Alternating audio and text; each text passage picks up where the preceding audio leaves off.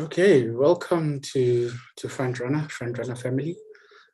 Fidel here, standing in for Kamza. Well, as you know, we live in South Africa, where in a flash you can just get load shedding. So that's what happened to Kamza. Kamza is load shedding. Joining me today, we have Calvin Sosibo and Coach Kevin Johnson. We gave them a break, to relax and refresh. Welcome, gents. Thank you very much. Good evening. Thank you. Hello, I Calvin. want to start. Yes, say, how are you? Good to see you back again on the screen. Yeah, you and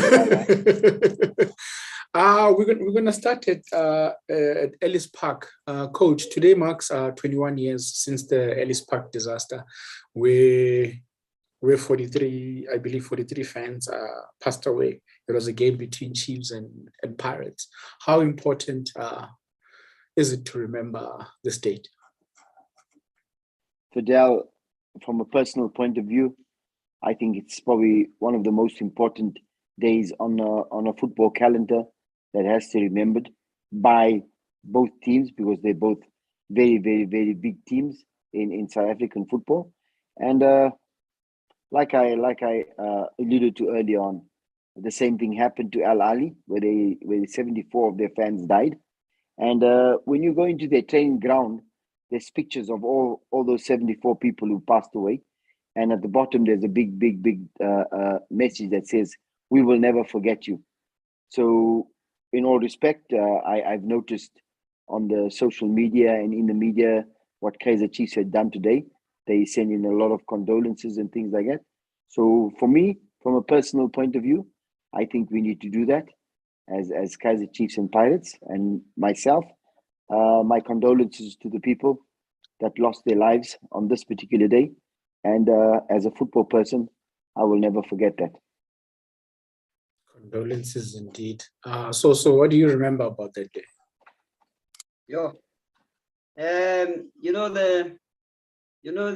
The greatest story about this is I was there also. I was still playing under development, and I remember that game vividly. We had to leave early before. I think we only watched the first half, and then after that, we had to be moved exactly where the incident happened. This is where the development guys were seated. If I remember vividly, I think we were coming back to a certain tournament, and we were seated on that side. We had the best corner to watch that game.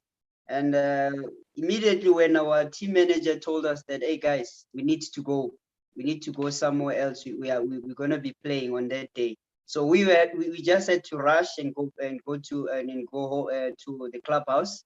And then immediately as we got home, then we heard the news and we saw everything on TV. And again, for me, I just appreciate what Chiefs is doing. I think it's very heartwarming to see that they still commemorate this day. And also the families do acknowledge that these people that perish on that day are not forgotten. It's with love, I know. It's one of the saddest moments. 21 years, it's still pressure on the families, but this team are taking the initiative and still creating the buzz and remembering those guys. It's a very good touch to see. Hopefully, also Pirates buys into it and still create that awareness, as coaches has alluded to also on her side from her experience from Ali. I think the same should be done. I think these teams are a great example in our country, and everything that they do is always in front of our eyes. So I think the more they do these great things, it also helps them with those guys' spirits to open up, even if they are having bad runs or good run, because they were part of that and they were diehard supporters. Condolences indeed to those departed souls. May they eternally rest in peace. Now, we all know there was some football action on the weekend. We had the Nedbank Cup. Coach, your former club, Supersport, sure, they are falling apart. I think they blew a 2-0 lead to lose 3-2 to TTM in Venda. What's going on there?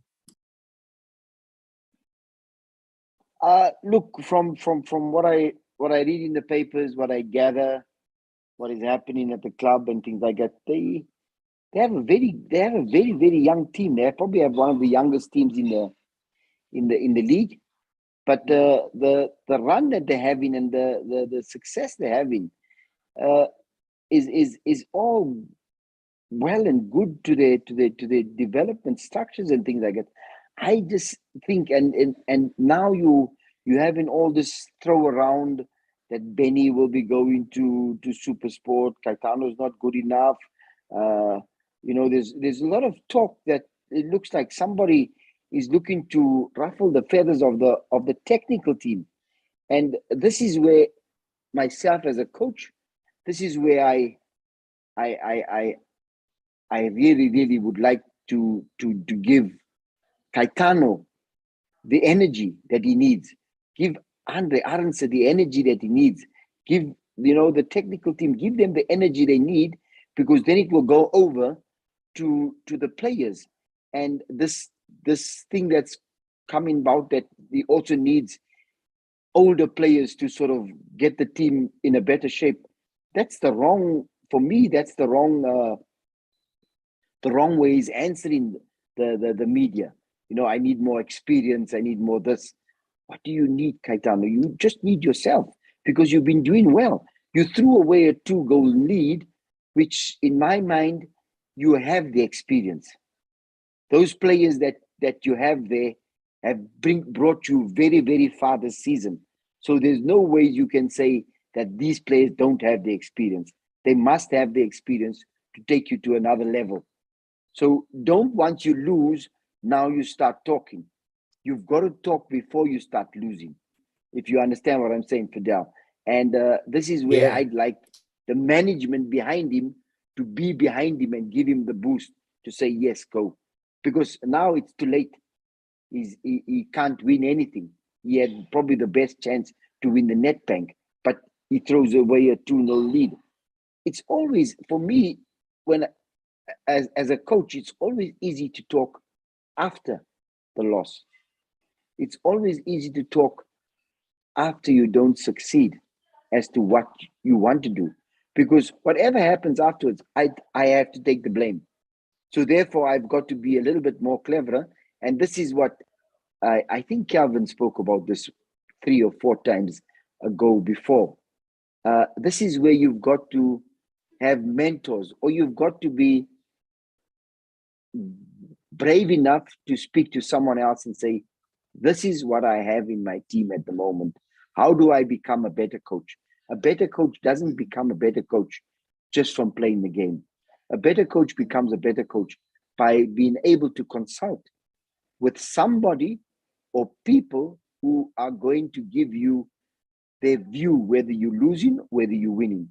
And I have those people in my pocket.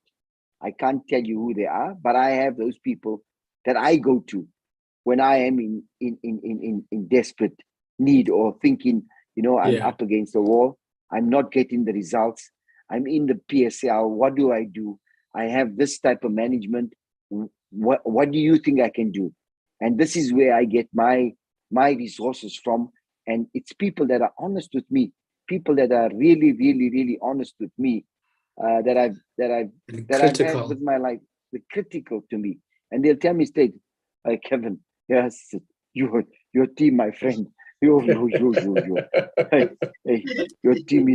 your team is really, really, really bad.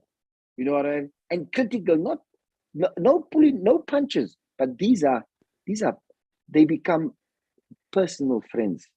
Not personal friends as far as we'll have coffee together. No, they become personal friends as far as football is concerned. And a lot of us don't have those things. I feel a lot of the coaches in the PSL don't have those people. I have those people. I put my hand, honestly, I have those people. And those are the people they're my go-to people, where I have to go and see a Sangoma. When I tell people I'm going to see a Sangoma today, I phone my friend and I tell him, boss, help me, please. I don't know what I'm doing. I don't know what I'm doing. Like you need like an outside view to come. Yes. Yeah. Yes. But it's somebody that's also not watching all my games. It's not somebody that watches every game that that if I'm coaching Ali, it's not someone who's watching every Ali game and looking and analyzing it. No, it's not someone like that. It's someone who randomly picks up, watches football as football goes, and then he watches Ali and he says, I can see he's still doing what he does normal. And we'll talk. You understand what I'm saying, Fidel? And that is the type of, because he reciprocates the same thing to me when he phones me. He says, hey, I'm in trouble. I said, what trouble? He says, hey, football is not going well. I got 1, 2, 3, 4. Remember this, remember that. I said, yes. But do you remember how we fixed it up? No, I fixed it up like this. I fixed it up like that. Did it work? Yes, it did work. But the communication, it could be once in a year, once in every 2 years, once every 3 months, once every week. You know what I'm saying? And this for me is what I see is happening with Caetano. Yeah. Or with Supersport. They have the team. They have a good team because they've come very far. And if they're able to keep this team together for another season and leave him there and give him the advantage, this team will become 10 times better. But what will happen, I can see this happening, is that they've got 8 under 23 players. They're going to break them up now. Yeah, someone's going to come and take them away. By the time they're 25, they're playing for different teams. And Supersport have got a new team. But if they keep them for 2 more seasons, they can show you they can win. They can maybe win the league for 3 years in a row. You see what I'm saying? That's the vision that I look at. That's the way I look at it. The tension, if they're able to keep them together for 1 more season, the next 3, 4 seasons, they can win the league. Highly unlikely, because Supersport is a selling team. That's the other problem. Because you were there, coach. Which key players were sold in your time when you were there? Oh, many key players we sold. We sold many key players. And we kept, and I promoted many young players as well. But be as it may be, for me, this is where, as a coach, I'd like to see that the management is behind their vision and keep them going and not let these little stories, Benny's coming in, Caetano's looking for strength, You can't be looking to say, give me experience with 7 games to go. Caetano, you can't say those things. This is my opinion to him. If you ask me, I said, Caetano, you can't say these things now. You've got to say these things during the transfer window before the season begins. You understand? But when it's to the 7 games, you've got what you got. You can blow square bubbles. I can blow square bubbles. It's not going to allow me to get more players.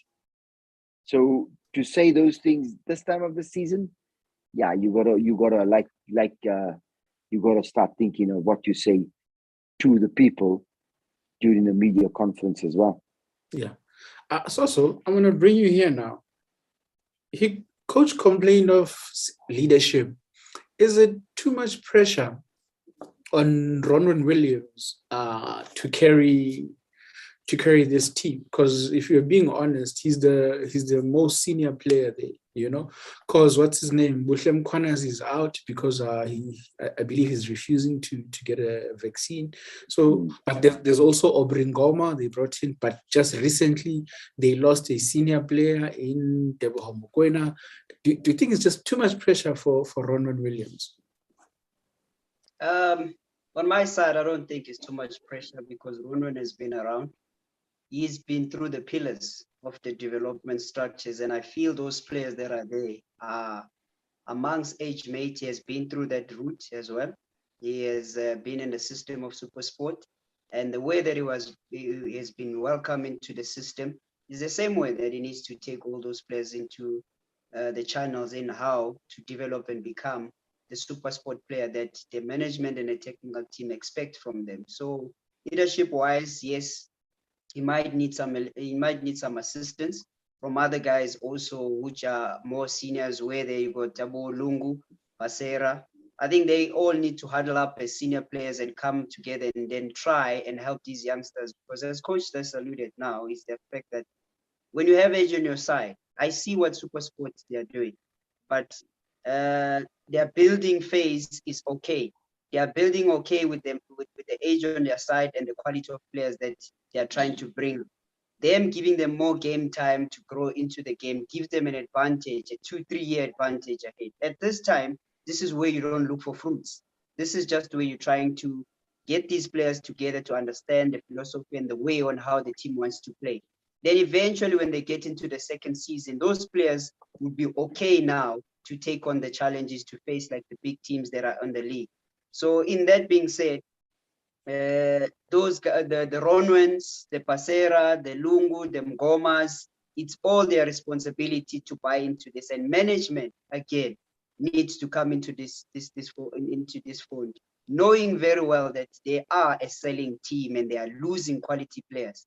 Now, they are showing us that they are developing in the background, trying to get players that will close the gaps from Mukwena, who has just left, and Mbule, who's also having problems. Which players can we fit in? As coaches alluded also into that, those 8 players that started on that day, and we had 8 players under 23 that were there: Phillips, Luke, Keegan, Bata, Don, Raboja. Those guys were still under 23 players, still young players, but playing at the higher level. We do understand how Supersport prepare and give opportunity, as coaches said as well, that this is their culture. They are known for doing this. So for them, I think it's a learning curve and it's a big entity, yes. And also the rumors coming through that there's another coach that is going to come in to replace another coach. I mean, man, it's not good news to hear. At least talk about it when the window period starts, maybe next season or a new season. At least let's have those news. At least Benny can start with a fresher team. It shouldn't be always where you have to come into a team where he's going to amp them up and put them into a good position, and then the next season they hit a slump. So what is not fixed now, they shouldn't expect that someone else that's going to come in that is new inherit a team that already has gelled under a certain coach, then you want to change the whole thing. So I think gradually they need to build onto it, and also management needs to look at themselves and say, where are we going wrong? As we are selling team, are we replacing enough? Do we have enough feeder? Do we have enough buffer on for us to get into this player, to get in more players so we can prepare them for continuity? Those are some of the questions that the management needs to ask themselves before they start pulling the gun for Caetano. I know they will say that they've given enough chance. Again, it's a business, but again, you can't just rush things and put things, you can misplace things all over because there's an available coach, now you want to jump for him. If he wasn't available, who's the other coach that understands Supersport far better than Caetano? No, it's I think I'm gonna come to you here, coach. I believe Stan understands football. He's been in the game for a very long time. Also, the expectations that he has set for Caetano, considering that the team is a selling team. Do you think there's pressure from Stan Matthews on Caetano? Yeah, this is the reason why I said the timing is not fair on Caetano. I understand. Stan understands football. Stan understands where he wants to be. Stan knows what his team is all about. But for me, just this moment of 7 games left, you have one opportunity to go into a Nedbank. If the Nedbank was that important, then maybe they should have done something else. Because when you really look at it, you throw away a 2-0 lead. That is major. 2-0 is leading a club 2-0, and they played against what was this, TTM, right? TTM. And they lose 3-2 against TTM. It's football, but not at Supersport level. Now, before they played the Nedbank, there was already these little talks. You know what I'm saying? Benny, this. There was a lot of talk. There was a little bit of a scratch in the surface as far as the technical team was concerned. If I'm making the right thing, it was there where you had to already start getting the team together, like Calvin says, back in the team, because you know my objective is to try and get further into the Nedbank, because I'm okay with the league. I mean, Supersport, where they're on the log, I think they 8th or 9th. I'm not sure. They are 8th. They are 8th. With Yes, 31 points. I know Stan would like to be in the top 8. He's never been out of the top 8, so he will get into the top 8. That's no problem, because he's got a good enough team to be in the top 8. So if it was to go into the Nedbank semi-final, then when the scratching started happening, people started writing about, yes, Benny's coming, this is happening. Back Caetano all the time. Bring Ronwen Williams closer to you and make sure that you go there, because maybe they did do it. Maybe they did do it. 2-0 in against TTM. They thought they had it in the bag. Now you've got to see how strong Ronwen Williams really, really is. Because that game, Ronwen is supposed to win it. There's 2 goals, Ronwen, in front of you. You're South African #1 goalkeeper. You're the captain of this team. There's no ways they can score 2 goals against you. And there's no way you're going to allow your defenders to break. I'm going to come in there, coach, in the middle there with Ronwen. Does the lack of competition with him especially, maybe at some point, some complacency comes in? Because it doesn't matter. He comes from France, he lands, he plays. Like, come hell or high water, unless he's injured, Ronwen plays. It's as simple as that. Sometimes I've worked with Ronwen before, and I think he can lead the team.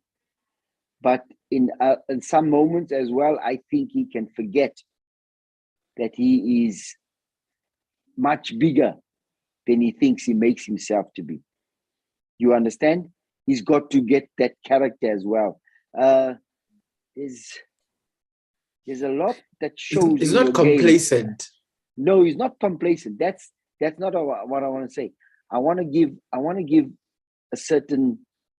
I want to try and get an example, and my example, I think, I want to show is that a derby, Kaizer Chiefs versus Orlando Pirates, when they would lead, they were drawing. I think it was 1-1 when Benny was playing for them.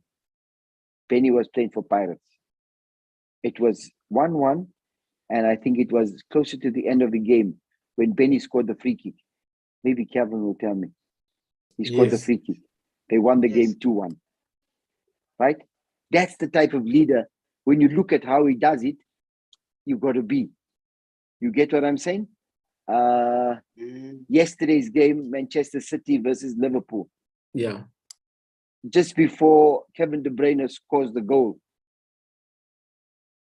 Sterling misses a sitter that no one can miss. Yeah. He'll never miss that.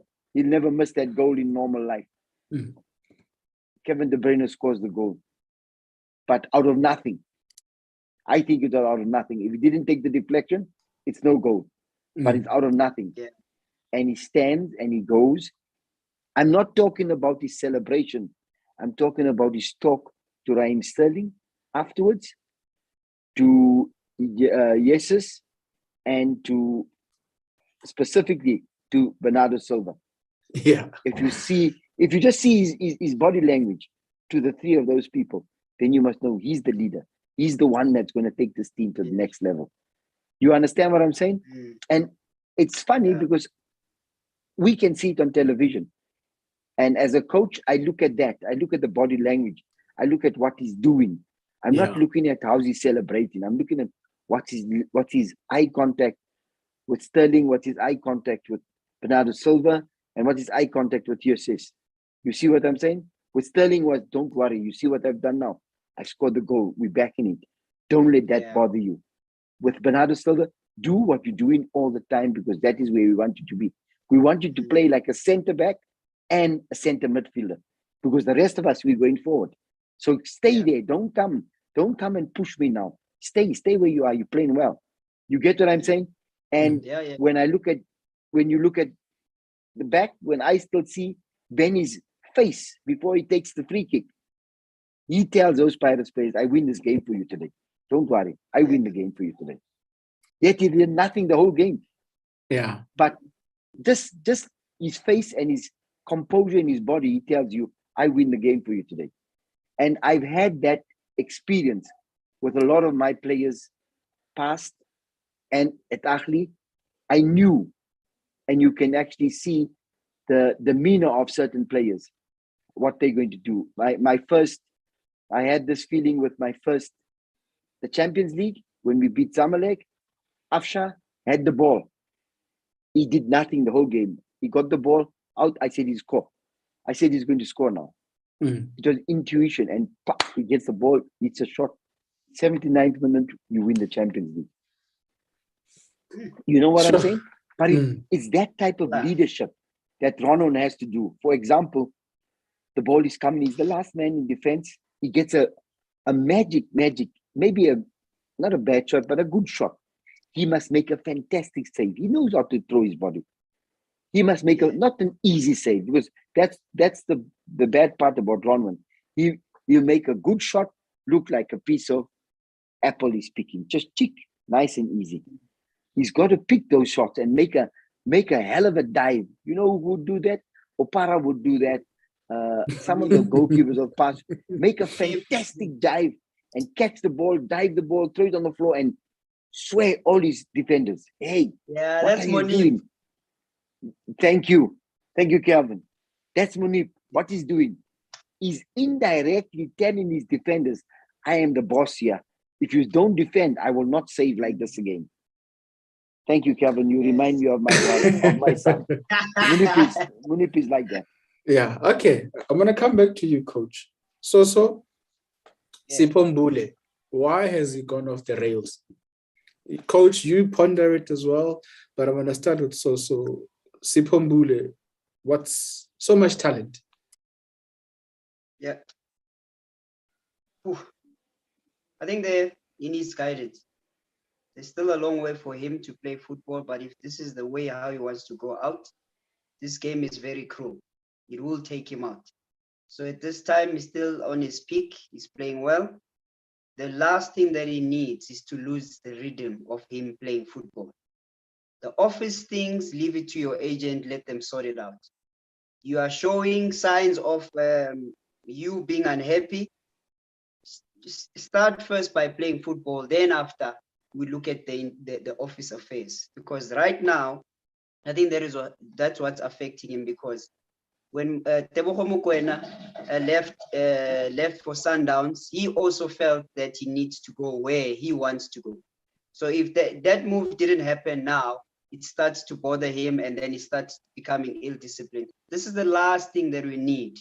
We need players like him to stay 100% ready for us to perform national team and also for the team.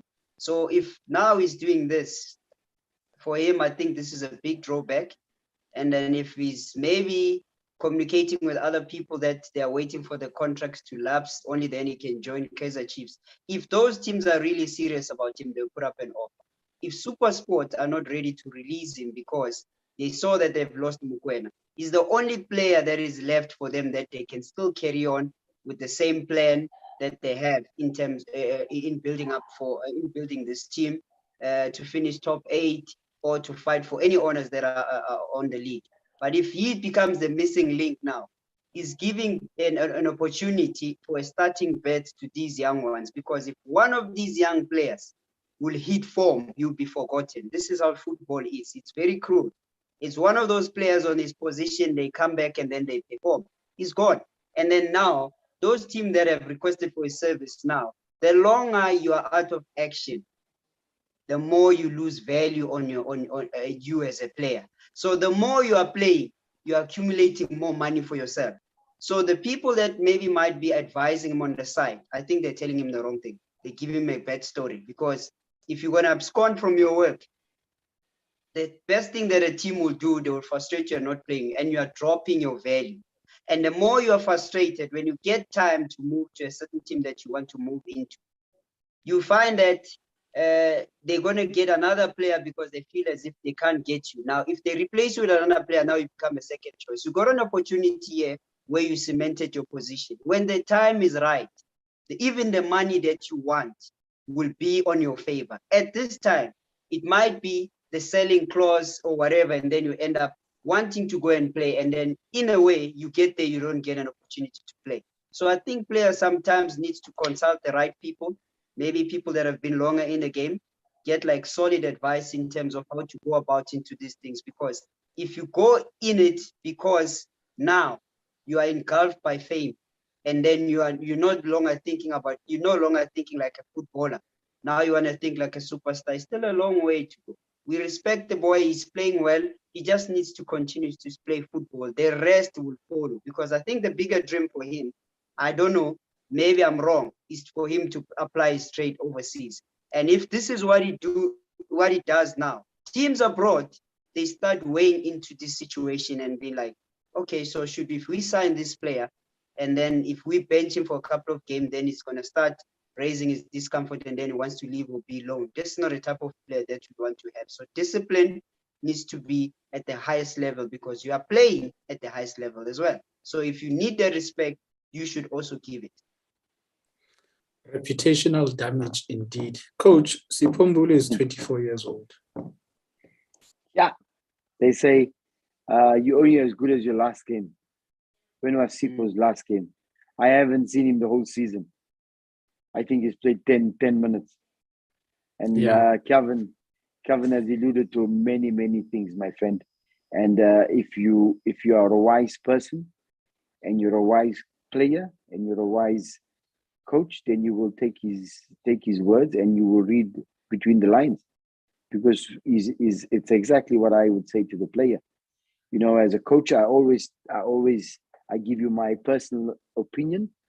If your contract is up at the end of the season, don't worry about the contract. That's exactly what Calvin is saying. You have said, I want to be a football player. You're not worried about the contract. If the contract comes up at the end of the season, I'm going to play. Whether there's a team who wants me or whether there's a team who doesn't want me, it's fine. I'm going to play. I'm going to come and do my job every day, and I'm going to play. And I'm not going to give anybody problems because I want to play. That's the only way that you can keep yourself in the window, is by playing. And if you play and the team you're playing for does not want to give you a contract, yeah, then so be it. But I'm still here every day at work. I'm still going to work. I'm still coming to work, and I still want to play. So I always tell my players, guys, don't worry about the contracts. And I make sure the people I work for as well, if I work for example, Platinum Stars, and Calvin's contract is coming up to an end at the end of the season, I will tell my bosses, listen, guys, if you guys cannot negotiate with that, my job is to negotiate with the player to play. That's what you pay me for, is to make sure that this player is fit enough to play. So whatever contract issues I've got to go, it's not my business. That's your business with the agent or with the player on the side. But as far as training, as far as coming to work, getting ready to play a game, that is my job. That is what you employed me for. Therefore, we will play. I will play you. If it's the last day of the season, it's your last day that you are contracted to this club, that you're ready to play, I will play you. Yeah. That is my philosophy as a coach.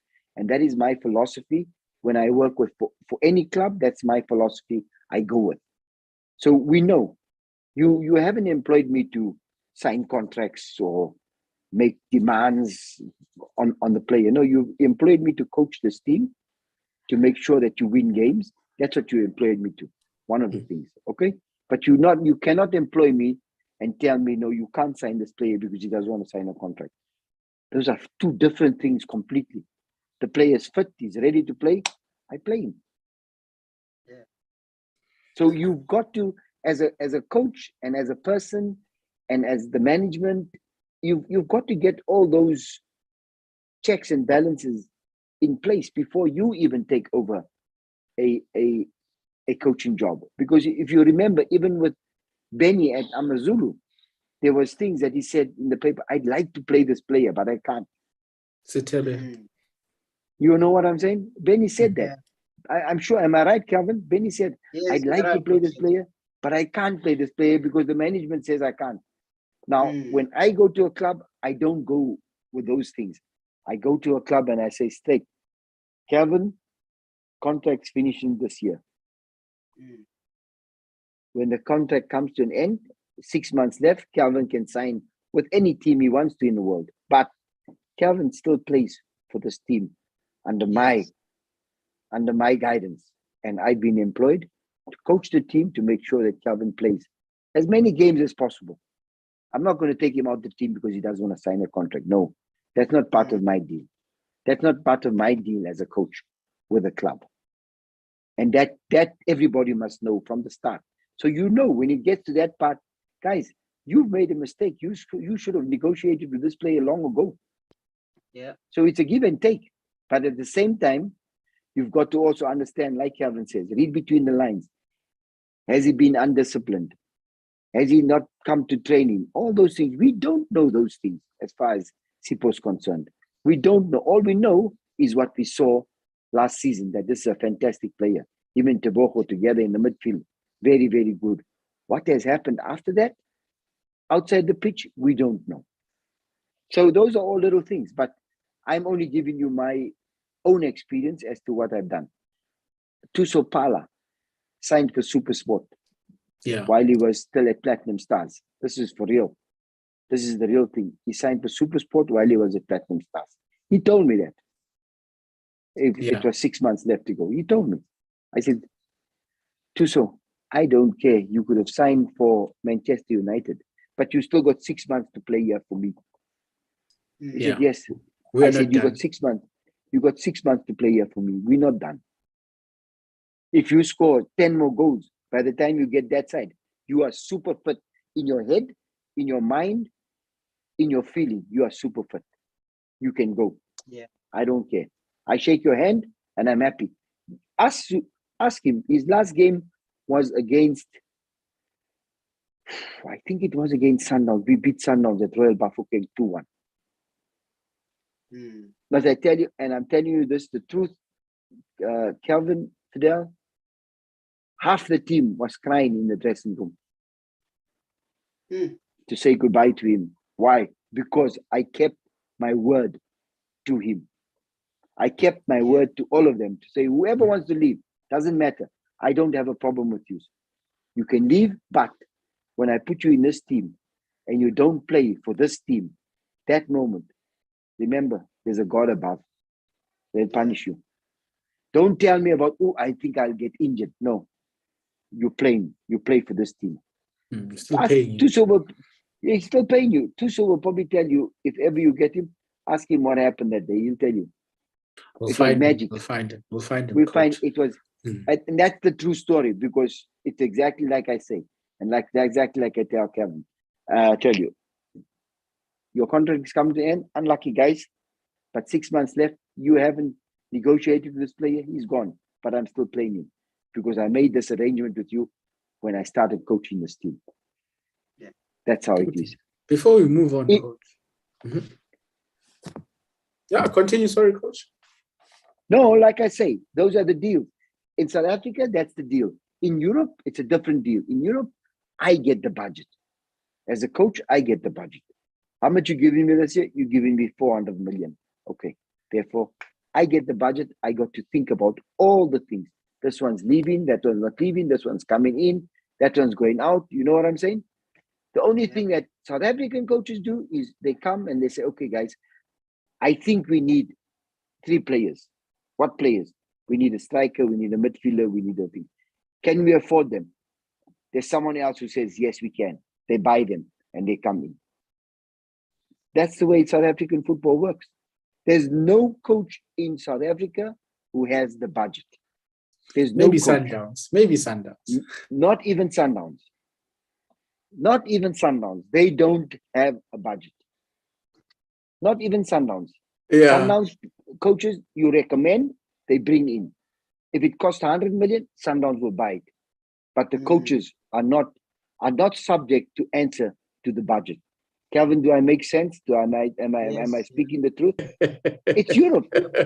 It's in Europe where they say, guys, we gave. What's that, Calvin? Because, Coach, you see the way how they brought in that's a Franco guy. and you look at the amount of money that they've paid. All the guys that needed to say was, we need that striker, we need somebody to help Shauli. Then they brought him in. So if they were answerable to the budget, then it was a different deal. Why you want him? Thank you. We really need to see him. So I get what you're saying. Thank you. And easy at the moment, who's more expensive? Shaulile or Gianfranco? They paid 50 cents for Shaulile. They paid 50 cents for Shaulile. They paid 5 rand for Gianfranco. Yeah. You understand? Does that make sense? Yeah, and he's banging goals. Eh? That And Shaulile Shaulile, he's scoring goals. But Gianfranco, he comes in and he scores 1 goal every 4 games. Come on, rands and euros. Come on, come on. Do you understand? No, it's 20 rand compared to 50 rand. That's the difference. That's the difference. I know it makes sense, coach. It makes a lot of sense. Again, that's the sense we make. I mean, when we had Platinum Stars, we bought Renteria. Do you remember Renteria? Yeah, sounds Renteria, familiar. the Colombian? Yes, Colombian? yes. We paid a lot of money for Renteria. We got Enrico Botes. Enrico Botes. Yeah. Top player, eh? Scoring goals. But deadly. The two were completely different. But you know what? When they played together, they said, hey, we must play together. I must play with Renteria said straight, I must play with Enrico because I want to score goals. Enrico gives me goals. Yes. You understand? I hear you, coach. This is where the difference comes in, and how we manage our teams. So those are the things. Yeah. But before you move on, coach, you in your time at Platinum Stars, you had Zongo, I believe. How did you manage him? Sani Zongo. How did you manage him? I didn't manage Zongo. He managed himself. A lot of times it comes from people say, "How did you manage Zongo?" And I say, you know what? For a gifted player like Zongo, it's the same like Jabu Pule, Junior Kanye, Skaran Gobeze, you know, the Kifle Remy, what's his name? The guy from Cape Town. Owen Isaac. Owen Isaac. They're all the same players. They are fearless players. For me, they're fearless. They are so gifted that it's. Let me say, Zongo. Zongo never missed one training session, Calvin. Drunk or sober, never missed one training session. You'll never find him on the physio table going for a rub.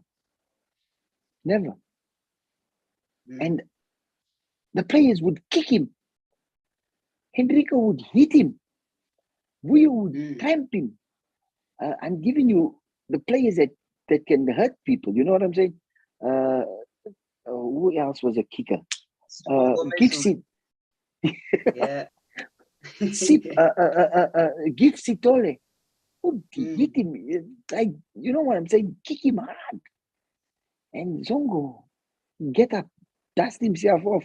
You just turn grey. You know when they kick us, you just turn grey and you put salt water on it and you say, no, I'm all right, coach. You'll cry a little bit. And I say, this lady is there something wrong with him? But he would be okay. And then he'd come tomorrow again to training. The only real problems I had with Zongo was, and this is his problem, he'll tell you his own problem, is the drinking. That was his biggest downfall. And he never valued money, Zongo. He never had value for money. Yeah. Money has got no value for Zongo. And that's why he will always be poor. I'll tell him straight in his face. He's got no value for money. And that was his problem, because, and the liquor was the big problem. He never liked, yeah, I think maybe he'll have a girlfriend here and there, but he liked liquor. And this was my problem with Zongo. I used to fight with him a lot about it. Zongo, you like to drink. But I also think it's also because of maybe he wasn't allowed or there wasn't a proper mentor when he was growing up, upbringing. Even though he grew up in the academy, the mentorship at the academy was also not at its best. You know, we all go through things like that, and sometimes you go off the rail. And Zongo was spoiled. By the time Zongo was 10, I think he was spoiled. He was spoiled from those days. So he took advantage. Money was not a problem for him.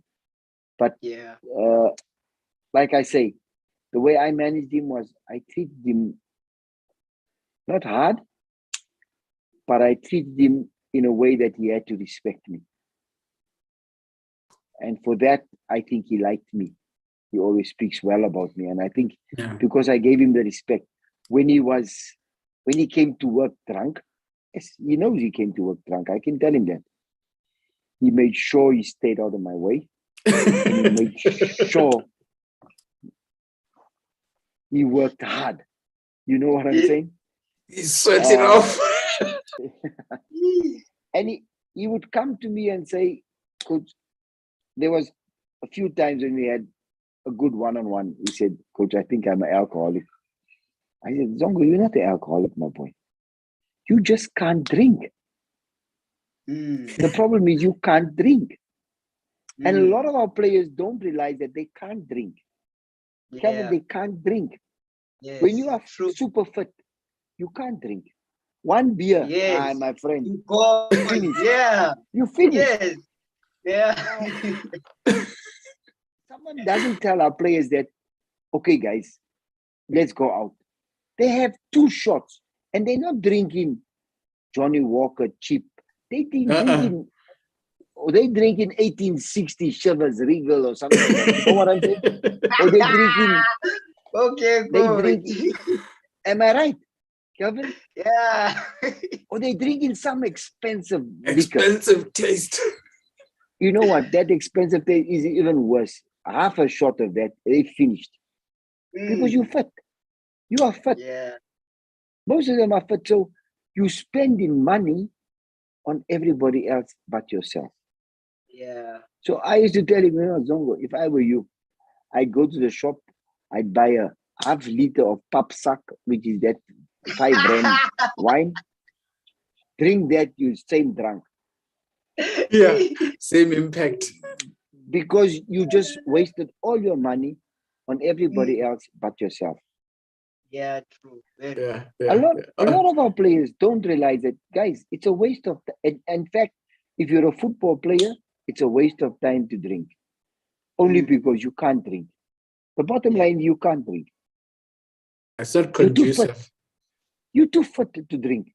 1 glass of wine, pelile. Yeah, go on. Yeah. You can't buy 12 bottles of whiskey. You're not going to finish it with 1 bottle. So the 11s are for. Exactly, Calvin. Who's 11 for? Your friends. You get what I'm saying?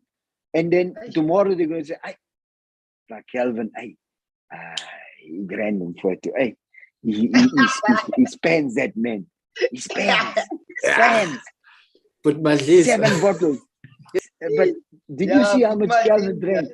No, he drank nothing. 2 shots, he was finished. Making the biggest noise. Yeah. No, you're right, Coach. I remember when we were in Turkey, every time on preseason we would play, and then our coach used to call us. I was with Daros Vassel. We went to Austria for preseason.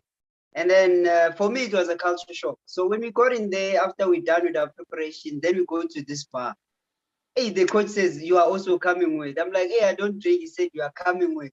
I get into that bar and then he orders me one of those European beers. He said, hey, you can take this one. The rest of the guys are drinking. No, I'm not drinking at all. He says, no, you can't be with us if you don't take anything. There's draft, there's what? I'm like, coach, please choose. After that, players just had one glass. Hey, you see, hey, from there, we had to carry some of the players into our room. That's a true story. What coach is saying, that when you are fit, you don't need a lot of alcohol in your system. That little one that you take, it's enough for you. It's gonna knock you off. Yeah, yeah. All right. Enough alcohol stories. Let's wrap up the Nedbank Cup. Staying with you, so Marumo Gallants knocked out Baroka. Dan Malisala, he knows this trophy. True. I think this trophy is favoring him. He has been a wonderful performer in this tournament. He has shown that he's a guy that prioritizes on tournaments. He's playing very well. He's playing his card very, very, very well. Because also when he was with Chippa, he had the same run. Also when he was with the TX Galaxy, same run. So I think this cup favors him. I think it's for him. He's gonna have a tough challenge moving to the next one. But congratulations to him for really putting football on the map, appetizing football with little resources that he's got, but he has managed to get players together. He managed to get players together to gel and play according to how he wants them to play. When you watch that team now, you feel as if you have to sit down just to see and predict the next move that they will do. It's not going to be that football that like it surprised you how they score. So from their build-up play, it is influenced by how they interpass and how they move into spaces and how they break lines from the team and how they get teams to be sucked in onto a high line. If the team actually sits into a mid-low block, how they move and maneuver the ball around, and he has selected certain players that are a fit into those positions, whereby if he wants to go forward, you can really see the idea clearly that this team wants to attack. And from the build-up play, also the goalkeeper becomes a great influence. There are center-backs, full-backs, which are adding in the middle, which makes it a little bit harder for teams to deal with the overload when it comes to the middle position. So for me, I think Dan has been astute on planning for this tournament. If he gets to the final again, the next time, I think he has to win it now, at least, because he has worked so hard and he has knocked out like teams out. And for him to be at this stage, it's like kudos to him. He's one coach that we need to really keep an eye on. He's doing a wonderful job right at the bottom. Yeah, because he won it with TS Galaxy when they beat Chiefs in Durban. Coach Kevin, Baroka, surely this is a blessing in disguise. They must focus on survival. In one moment, Fidel, yes. They're lucky, I think, against Dan.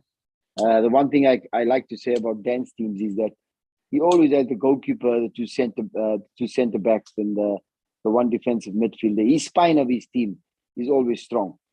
The rest, like Kevin says, low block, high block, runners, things like that doesn't bother me. You know what I'm saying?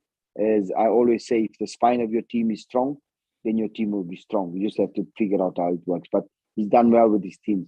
As far as Baroque is concerned, they have a mountain to climb. They have a real mountain to climb now in order to stay in the PSL, because they fight in the bottom spot there with, I think it's themselves, TS Galaxy and Swallows, right? They have a mountain to climb. Swallows should never be where they are, because I think they have a good enough team to be a little bit higher up. And in all respect to Dylan Kerr, what they did with Brandon was not fair. Also, you know what I'm saying? One season they're in the top 8, next season they fight in a little bit. But give the people the opportunity to go to build, because these are not teams that are called Sundowns, Chiefs, and Pirates. These are not those teams. Chiefs, Sundowns, Pirates, that's the pressure games. Those are the teams where they always have to win the league. But the other teams, the bottom teams, guys, give them time to build over years, and then they will be successful. For me, we always watch European games. We always watch European players. We always watch European coaches to sort of measure ourselves. I say look at locally and see what the Simbas do, what the Yangas do, what the Al Alis do, what the TP Mazembas do, what the Horeas do, what the Raja Casablancas do, and you can see where we're supposed to be. Look at those bottom teams, and you can see how we're supposed to give these people time to build a team that can maintain. Baraka, yeah, they back to where they were 3 seasons ago. They had it's Tobajani, right? That Tobajani there 3 seasons ago, and then they chased him away. Then they brought him back. Now he's back again. Now, my problem with that is that 2 seasons ago, this man was building something, and then you got rid of him. Then you brought someone in between. Now you bring him back. He's coming back with 2 seasons ago's mentality to say I can carry on where I left off. In the meantime, it's a different ball game. Yeah, time has passed. Time has passed. Calvin, the game has changed. Do you understand what I'm saying? The players have changed. He hasn't been there. There's a gap. So he's actually taken maybe 1 step or 2 steps backwards in order to go forward. Now, if he saves your relegation, are you going to chase him away? Those are questions you got to ask yourself as the bosses, because now the bosses have got to come up. But for me, he's got a mountain to climb, a big mountain. 6 games left. 6 games left. Kilimanjaro is still small. It's still small. He's got 6 games left. I don't know his fixtures. Pirates, Swallows, yes. Golden Arrows, Cheaper, yes. Supersport, Maritzburg. Doesn't look good. Where are they gonna get 3 points there? Those are all cup finals. Because you play Pirates first. Pirates want to end up second. Yes. You play Swallows second. Swallows, that's a 12 pointer. That's 12 points. It's not 6 points. It's 12 points. The other teams, Maritzburg, Supersport, Golden Arrows. Cheaper also, they want to solidify their position in the Premier League. You understand? Those are all 6-point games. Yeah. They're all 6-point games, and whether they're at home or away doesn't matter. That's the sad part about the PSL as well. Besides Chiefs, Pirates, Sundowns, the rest of the games, home or away, it's the same support. Yeah. It's not like you got a 12th man behind you. You understand what I'm saying? There's very few teams besides, at the present moment, it's only Sundowns who really have a 12th man. Yeah. If I'm being honest now, it's only really Sundowns who have 12th man. Chiefs, their team, their 12th man is not really pushing them. Pirates, the 12th man is not really pushing them. But Sundowns have a 12th man. They have a 12th man on their side, and that is so important. The rest of the teams, there's no 12 men. They got maybe 1.5. But let's say you're going to Polokwane, you're going to play against the 12th man. Never, not in Polokwane. I think if we pick 2 teams, Calvin picks 1, I pick 1, and we go playing Davidton, we'll have a better 12th man than everybody else in the PSL. No. Probably. Okay, now another one.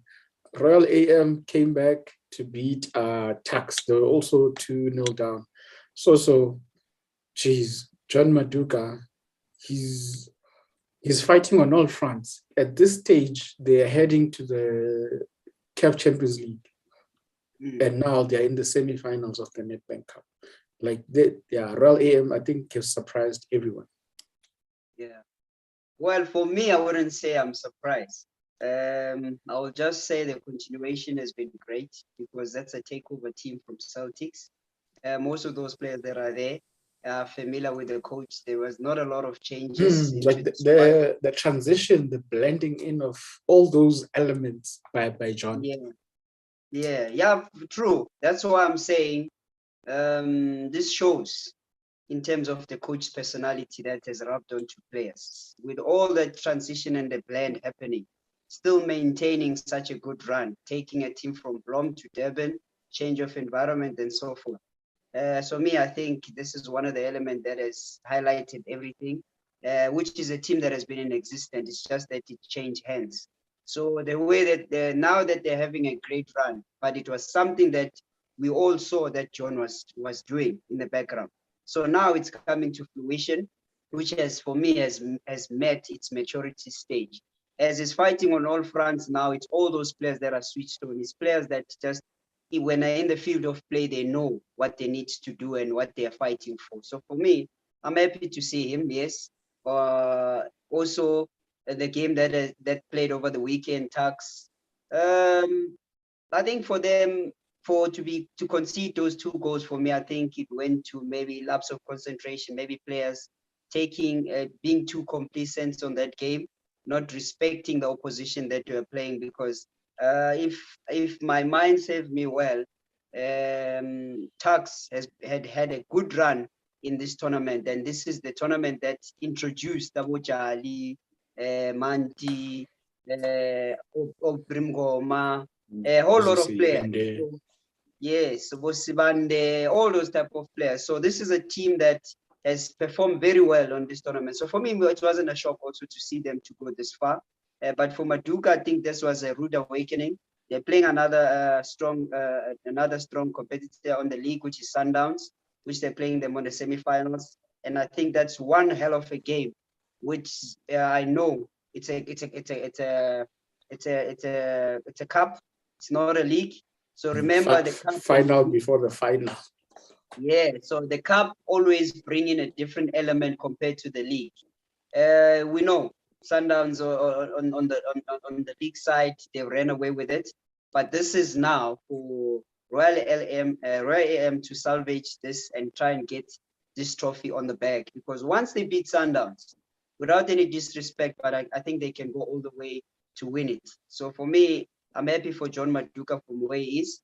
For me, if John could win this, his CV would be much better from how it is right now, and also qualifying for CAF.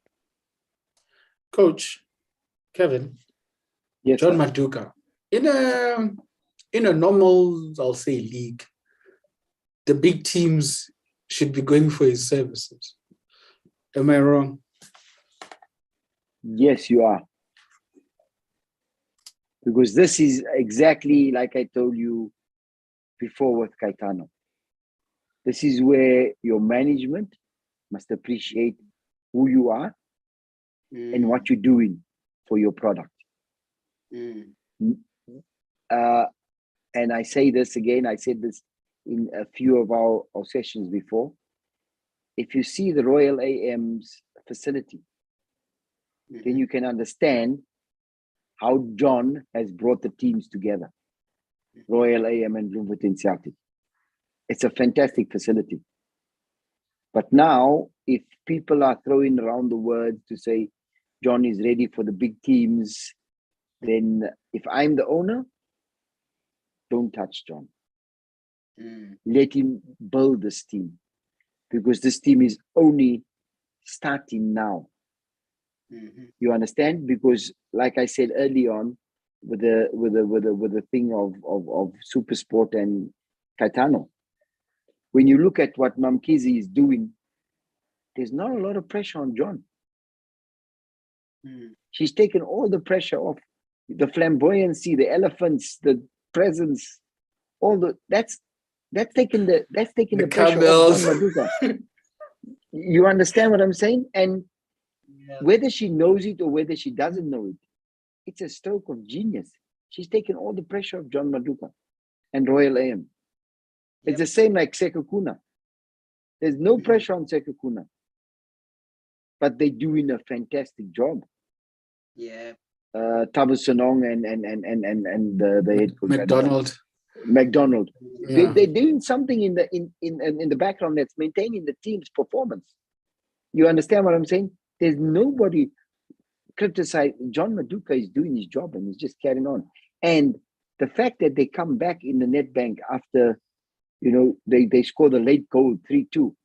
This is not something that's happening now. They've been winning in the late hours of the game many times in the league. Calvin, if I'm right, they score late goals a lot of times. No, you're right, Yeah. coach. So that alone tells you that this team, in my opinion, never gives up. They Yes. play until the 96th minute.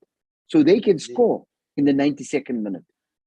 And that is a worry to other teams because now, for example, you play Sundowns in the semi-final.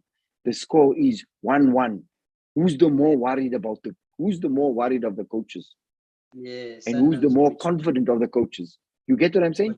Sundowns coaches will be saying, hey guys, don't look for extra time. These people can score in the 92nd minute. So defend. You get what I'm saying? Because this is a history of theirs that they can score in the 92nd minute. And it tells you that they don't lapse. There's no lapse period in their game as far as John is concerned. As far as the Royal End, they play right through 90 minutes. The concentration level is high.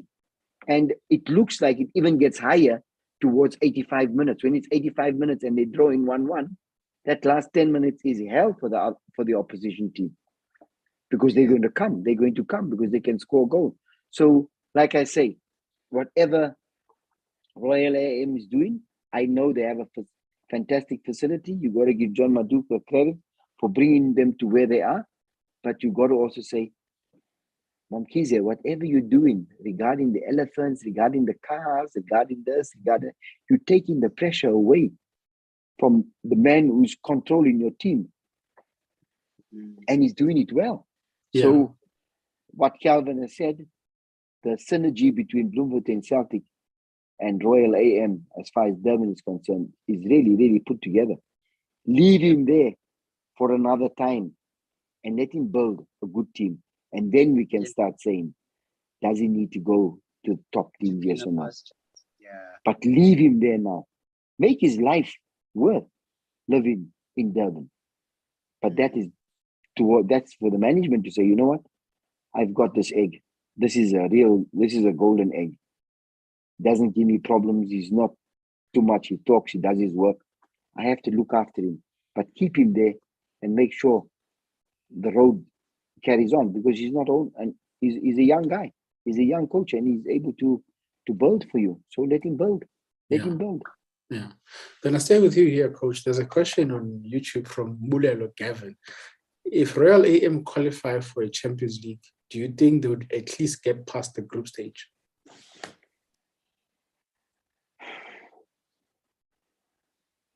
That will be difficult.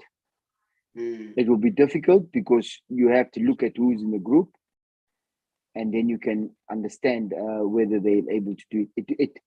Africa is completely different. Africa is a different kettle of fish completely. And this is again where you got to ask for help. You got to ask for assistance. The people that have been there.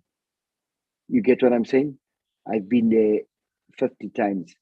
I can give you all the experience I can in life. But you got to know exactly what's going on. It's about spending money, Fidel. There's a lot of teams that are there on top. They spend money to be in the Champions League because it's another procedure. It's major. To play in the World Cup, the Club World Cup, it's fantastic. Fantastic. The experience is phenomenal. To play the CAF final, to play in the Champions League, it's really, really something out of this world. It's something that we thrive on. We watch European, you watch Champions League football all the time. It's exactly the same. Maybe here and there, different facility. But the further you go, the better it becomes. The further you go, the better you find it. But the group stages are always difficult. And that's where you got to know exactly what you're doing. All right. Mamelodi Sundowns, Summerfield Dynamos. So it wasn't like power lines. I think power lines conceded 24. It wasn't a power line score. It was just 5-0. This is it's not bad. It's not bad for Clinton Larson, right? No, not really bad with Clinton Larson as he's building to the playoffs. I think the what was best out of this match was at least they played against a team that they can't even falter themselves, because if teams in their league are struggling against Sundowns, who are they? They put up a fight. They minimized the score to 5. It could have been more than that. I know the coaches were unhappy about it, and it was also for my from my side. I was happy to see your Ricardo Goss, Lebu Maboye, Maema, Kemiti Rasmus, and Kemiti Rasmus scoring a brace. I think those are a wonderful introduction into the game, and also Kapinga. All those players were given a run, and then they delivered at the end of the day. For me, it's very important to prepare those players to be ready for any game time or any match. It helps you to understand that whenever you are in need and you need those players, they are always match fit, their sharpness is up, they are always ready to deliver. At Sundowns, you're expecting players to be at a higher altitude. In every game that they are given, they need to take it as serious as possible because the competition allows it so. If you drop the ball, somebody else takes your position, and we're only going to see you maybe in the next 3 months, or maybe after a certain international break where you play friendlies, and then someone is injured. So I was happy to see that. And going back to Clinton Larson, the players that he had, which was one of the senior players that was there, which was Zuke, I think he played in drips and drops, but you could see that the synergy wasn't there. Some of those players were making elementary mistakes, but you could understand with the experience of Sundowns, they knew how to press them. They knew where they're going to lose the ball. And also them with Larson having his own team playing square passes, which is something that is suicide. Even the goal that they considered, a centre back trying to play through the middle, knowing very well that you have a Sundowns team that is good on counter press and a team that could punish you, because they got some of the goals out of nothing, and also on defensive errors. So within that, I think Clinton Larson, it's a good preparation to brush up for the last qualification that is going to play to be for the promotional league. So they were tested with the best in the league. But again, you know, when you're playing against Sundowns, you always want to put yourself in the market or on the window. Anything can happen. You can be selected. I'm just concerned that how would Clinton Larson take this and motivate his players so that when they move into their real competition, which is them wanting to qualify to go to the next phase, how would then they take it? Because now it would all be peers. It won't be the same standard as they played with Sundowns. So are they motivated enough? Are they going to take it to the next gear? And all the mistakes that they made, they understand what is high level football is. How did you see that game, Coach Kevin? Yeah, honestly, I didn't really watch it, but according to what I would have liked to have happened was, Sundowns, you can see Sundowns are a machine. Right? Sundowns, all the players, they give in 150%, and I hope it stays like this until they reach the CAF final, because this is what you want from a team like Sundowns. The thing that I thought was always what I thought is a little bit uneven is that a team like Sundowns has to play Clinton Larson's team in Chatsworth on the snow ground. You know what I'm saying? In their environment.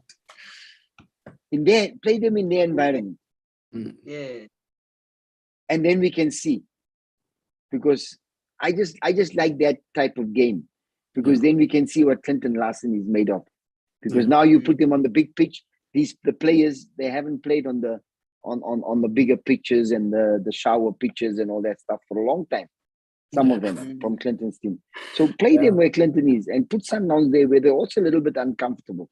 They've got one shower, 3 bedrooms, 3 chairs. Put them also in that environment, because it's important that we see that type of fight. But coming to the bigger fight where you see Kapinga playing with Kamatiras, we know those are quality players. You get what I'm saying? Yeah, it's important for Sundowns to keep them at the level so that when needed, they will play. And yes, they scored 5 goals, not 24 goals. But when you put everything together, you got to make it a little bit more difficult for Sundowns, I think. At the same time, Clinton is building. He's got I think he says he's got a 6 year plan to be in the PSL, and his management is giving him the opportunity. And I like what he's doing. He's going into the playoffs now. He's going into the playoffs to go into the NFT. Yeah, the NFT is a different story, but the playoffs is even a bigger story. I think the playoffs is probably bigger than the Champions League.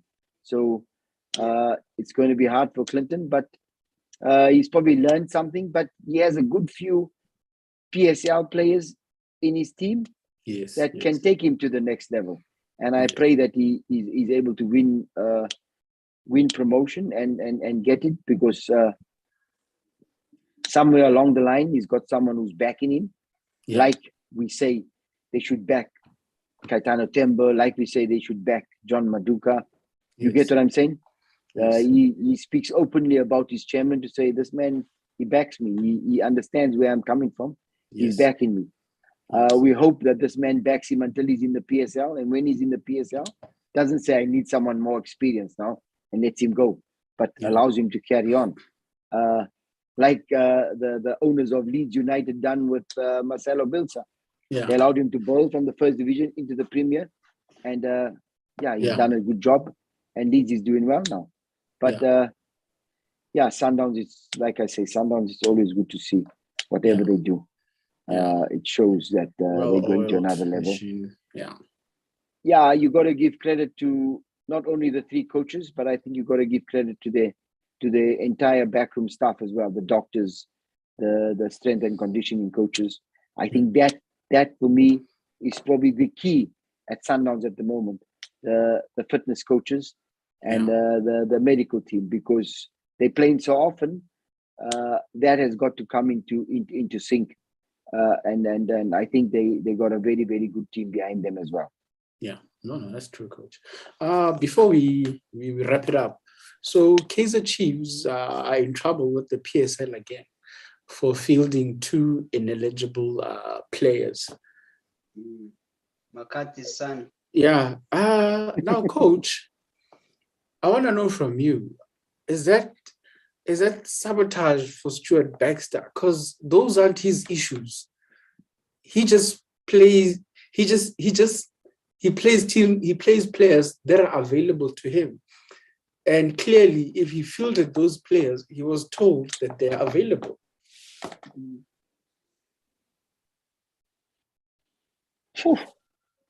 think Coach summed it up from the beginning. Coach summed it up in the beginning that he was hired to coach players in the field. Anything external is for the office, just like the same case of Mbule. So when Stuart fields those players, definitely means those players are ready. Why would I want to field a player knowing very well that he's not even registered to be there? So it shows the connect.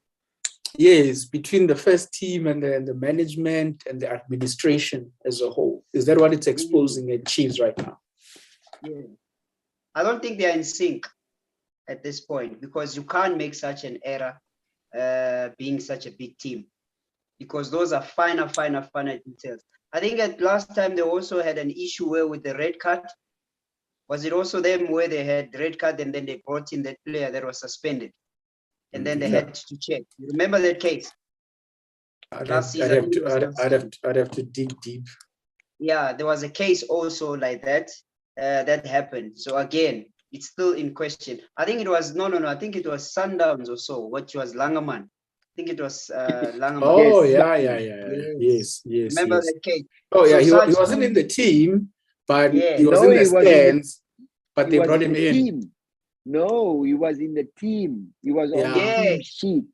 He was going in the bench. When they stopped him, they said, don't go in the ground. Because if he put his foot on the ground, that was a different story. And they won the case on a technicality. Yes. The technicality. Sorry, Coach. So Coach was right from the beginning, from what he was saying, that the office staff is for office. And I think he's the better person to also just to add on to what he has said from the beginning when he talks about things from the office has to be from the office, and you have their backing, because what you're fielding is what you believe to have been giving a green light. You can't just say, they say you can't play this player and then you continue playing that player. So I think, coach, that's your flow. Thanks, Calvin. Thanks for putting me on the spot. I give you my experience. Maybe that will help you answer. And exactly like you say, when they call you an assistant, that's part of your job. When they call you a team manager, that's part of your job. Team managers are supposed to replicate what the office knows. The team manager knows all the contracts. He knows all the red cards. He knows all the yellow cards. I don't know that. It's not my business. It's not my business to know, oh, he's got 3 yellow cards, he sits out. Or he's got 2 yellow cards now, he gets another yellow card in the Nedbank. Therefore, in the league, he can't play. Why? Because the PSL's constitution says 2 yellow cards in league games and 1 yellow card in a cup game. That means he can't play the next league game. Yeah. You understand? All those permutations, technicalities, he must know. I have a player in the MDC. He's training with the first team now for 6 weeks. He's played 6 games for the MDC as well. Can he play for the first team? Yes, he can play for the first team. Okay, why can he play? Because all the players that are registered to the MDC are automatically registered to the first team. Oh, so that means under PSL law, we've got 45 players registered to the PSL. You understand? I get you. No, I'm asking those things because I had those same things whereby at Platinum Stars, I had Zbu Mabiliso, I had Gift Links, and at Kabomelo Hodisang. They were all playing for the MDC. And I was going to play CAF, and I was going to play the league. I asked the manager, tell me, are those players legible? I said, what you saying? You were saying, if I lose, my friend, you are the first one fired. You understand? If I lose, and this is the problem. It's a give and take, because as a coach, I already know I want to play Calvin the week. I always told other people. They said, "What's your team for this weekend?" I said, "I can tell you. Come to my office on Monday. I'll tell you the team for the weekend." And they would come. I'd give them 18 players. I said, "There's the team." I said, "This 18." They said yes. Then they'll go, "No, we want 11." I said, "Now you're taking chances now." You see what I'm saying, Kevin? I can give the rugby team, the rugby people do it all the time. They give you their 15 players, they give you their 18 players a week before the game, but they don't give you the 11. I would tell the press in Durban and the press in Rustenburg all the time, come, I'll give you my 18.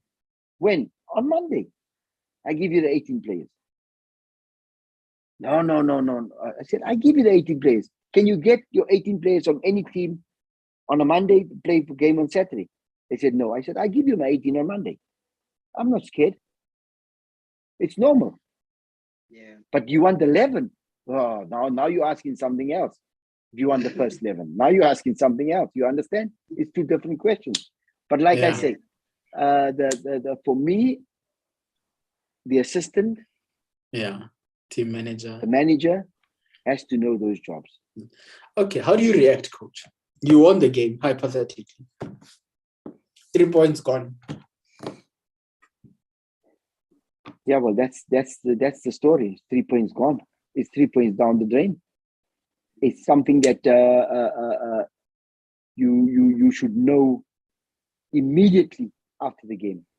Guys, we lost these 3 points. Yeah. You get what I'm saying? But it's also something that you should know ahead of time and be 100% sure that you're not making a mistake. Yeah. It's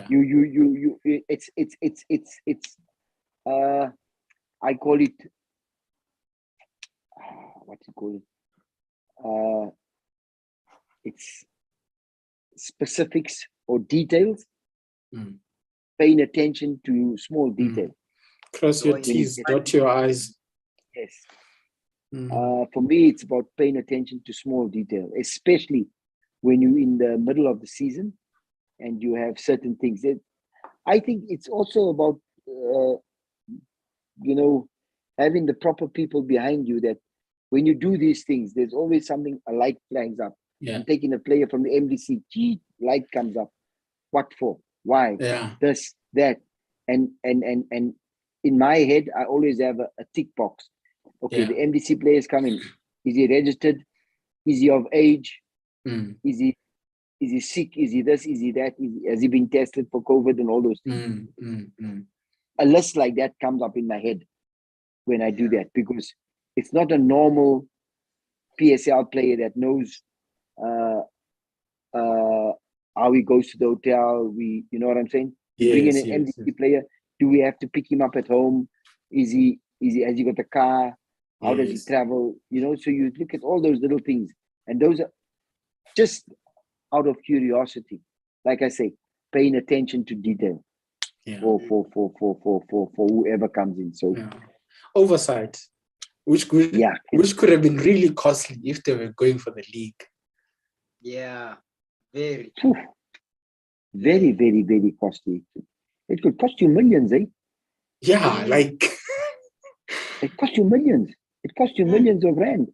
And in my opinion, whoever is involved, whoever should be, when I have that, I tell the people, say, guys, we can lose millions, yeah. Where did that happen? I think it happened in one of my games, or it happened to me once, where we actually could have lost millions. And I said, whoever we lose, when they deducted the points. Hey, yes, Hey, Bana. Hey, that was rough. Hey, Bana. Calvin Amazulu, I did not know. They kept it away from me up until the day. And then there was fire. If you know what is fire, coming out of my mouth. You talk about dragons, my friend.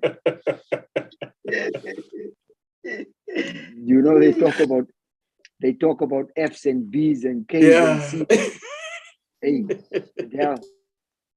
That day, my friend. Oof. And you know where I was on in the league?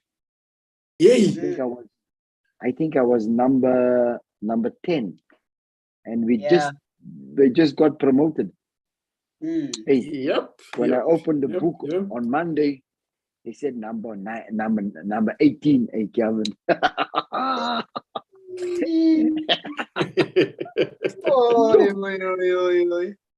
Hey, Bana. All that hard work. I was in bed. I think the neighbors, because I was living on my own in Durban, I think the neighbors must have thought, hey, this man, what did he get up drunk or something? Hey, he was performing. Hey, he was swearing. I was shouting. But what I did was I swore everybody in my house, because I was alone, and I was swearing, I was fighting. But by the time I had the shower and I got in the car, I put my head together and I was calm enough to take the management on like an adult. You know what I'm saying? I was able to talk to them like an adult. But if they met me at home, I was gonna be that boy from Western. I was gonna have a panga in my hand and I was gonna chase them. Jeez, a whole fit. All right. Almost done. Shoot, an hour and a half. So midweek fixtures, quick predictions. Sundowns, Golden Arrows. Sundowns. Baroka, Pirates. Pirates. Maritzburg Swallows. Draw. Coach, same to you. Sundowns, Arrows. Sundowns. Okay. Why did I ask? Baroka, Pirates. Pirates. Okay, Maritzburg Swallows. Are they playing in Maritzburg? Yes. Maritzburg. Okay. Have a good run at home. Yeah. Yeah. Okay, cool. That's all we have for today. Thank you, Coach. Thank you, Soso. Thanks, guys. Thanks, Puja. All right. Kevin, Thank you, guys. we'll We'll talk next chat. week, my friend. We need to, myself and Kevin need to talk off air sometimes. All right. Yeah, All right. Good night, Sharp, good. guys. Happy load shedding. It's coming. Yeah,